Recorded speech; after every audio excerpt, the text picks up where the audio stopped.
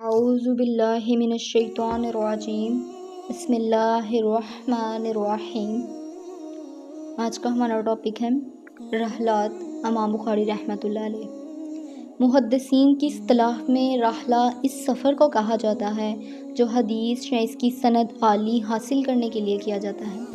امام بخاری رحمۃ اللہ علیہ اپنی عمر کے 16ویں برس تک اپنے ہی ملک کے اساتذہ سے تحصیل علم کرتے رہے، کیونکہ علمی سفر کے لیے محدثین کے ہاں یہ شرط ہے کہ جب علمی سفر کا قصد ہو یعنی ارادہ ہو تو اپنے وطن کے شیوخ سے جس قدر احادیث مل سکیں انہیں حاصل کر لیا جائے، اگرچہ وہ قلیل تعداد میں ہوں۔ امام بخاری رحمۃ اللہ علیہ نے سب سے پہلے علاقۂ حجاز کا ارادہ کیا، جو کہ علوم شریعت کا ماوا اور رسول اللہ صلی اللہ علیہ وآلہ وسلم کا مسکن اور نزول وحی کا مقام تھا۔ علاقۂ حجاز یہاں پہ کیا تھا؟ علوم شریعت کا جو ماوا تھا، رسول اللہ صلی اللہ علیہ وآلہ وسلم کا مسکن تھا اور نزول وحی کا مقام وہی تھا۔ نیز وہ مرکز اسلام اور جملہ صحابہ اکرام رضی اللہ تعالیٰ عنہ کی جائے سکونت تھا، لہٰذا آپ 210 ہجری میں اپنی والدہ ماجدہ کے ہمراہ مکہ مکرمہ پہنچے۔ اس وقت مکہ مکرمہ میں جن شیوخ کی درسگاہیں ممتاز تھیں اور جو لوگ امام فن و مرجع خلائق تھے وہ حسب ذیل ہیں: ابو الولید احمد بن علا زرقی، عبداللہ بن یزید، اسماعیل بن سالم ساغے، ابو بکر عبداللہ بن زبیر، علامہ حمیدی۔ ان کے علاوہ دوسرے شیوخ سے بھی کسب فیض کیا جن کا مکہ مکرمہ میں قیام تھا۔ مکہ مکرمہ میں حصول علم سے فراغت کے بعد امام بخاری رحمۃ اللہ علیہ نے مدینہ منورہ کا رخ کیا اور 212 ہجری میں مدینہ طیبہ پہنچے۔ 210 ہجری میں کہاں پہ گئے تھے؟ مکہ مکرمہ، اور 212 ہجری میں مدینہ منورہ پہنچے۔ وہاں جن اہل علم کا چرچا تھا اور جو لوگ درس حدیث دیتے تھے ان میں سیر فہرست حسب ذیل شیوخ ہیں جن سے امام بخاری رحمۃ اللہ علیہ نے علم حدیث حاصل کی: ابراہیم بن منظر، مطرف بن عبداللہ، ابراہیم بن حمزہ، ابو ثاقب محمد بن عبید اللہ اور عبدالعزیز بن عبداللہ الادیسی۔ واضح رہے کہ امام بخاری رحمۃ اللہ علیہ نے مدینہ منورہ میں دوران اقامت اپنی کتاب تاریخ کبیر کا مسودہ چاندنی راتوں میں لکھا۔ یہ امپورٹنٹ بات ہے یاد کرنے والی۔ مدینہ منورہ میں تحصیل علم سے فراغت کے بعد امام بخاری رحمۃ اللہ علیہ نے بصرہ کا قصد کیا۔ ٹھیک ہے، سب سے پہلے مکہ مکرمہ، پھر مدینہ منورہ اور اس کے بعد بصرہ، جو ان دنوں وسعت علم اور اشاعت حدیث کے اعتبار سے بہت ترقی پہ تھا۔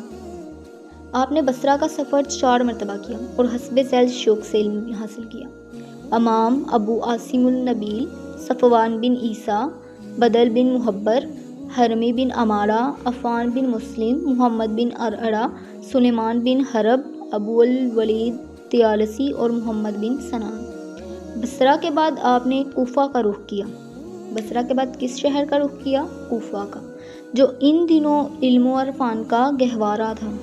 وہاں کے چند مشاہیر شیوخ حسب ذیل ہیں: عبداللہ بن موسیٰ، ابو نعیم، احمد بن یعقوب، اسماعیل بن ابان، الحسن بن ربیع، خالد بن مخلد، سعید بن حفص، طلق بن غنام، عمر بن حفص، قہیہ بن عقبہ اور ابو الخسان۔ امام بخاری رحمۃ اللہ علیہ نے کوفہ میں ان حضرات سے روایات حاصل کی۔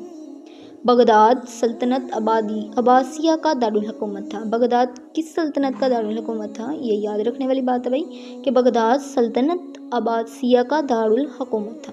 سرکاری طور پر علماء و مشائخ کی قدر افزائی نے بغداد کو مرجع علوم بنا دیا تھا۔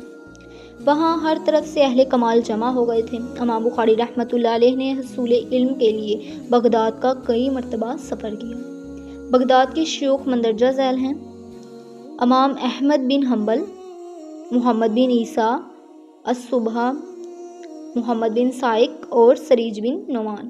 امام بخاری رحمۃ اللہ علیہ جب آخری مرتبہ بغداد سے واپس آنے لگے اور امام احمد بن حنبل رحمۃ اللہ علیہ سے ملاقات کرنے کے لیے گئے تو امام موصوف نے انہیں بڑے دردناک لہجے میں کہا۔ کیا کہا؟ آپ لوگوں اہل زمانہ اور علم کو چھوڑ کر خراسان جا رہے ہیں۔